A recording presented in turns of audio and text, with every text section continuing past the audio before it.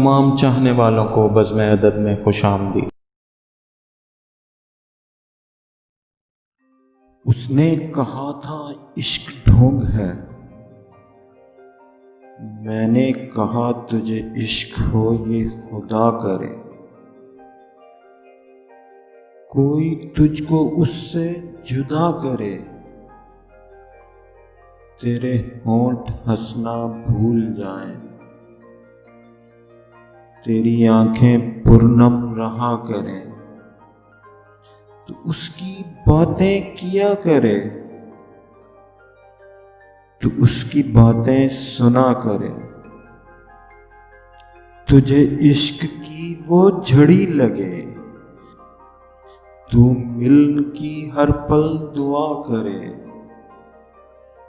تو گلی گلی میں پھرا کرے،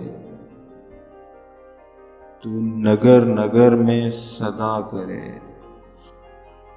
تجھے عشق کا پھر یقین ہو اسے تسبیحوں میں پڑھا کرے،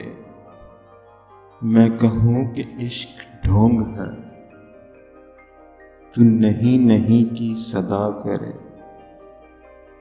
تو نہیں نہیں کی صدا کرے۔ اگر آپ کو میری یہ کاوش پسند آئی ہو تو چینل کو لائک اور سبسکرائب ضرور کریں۔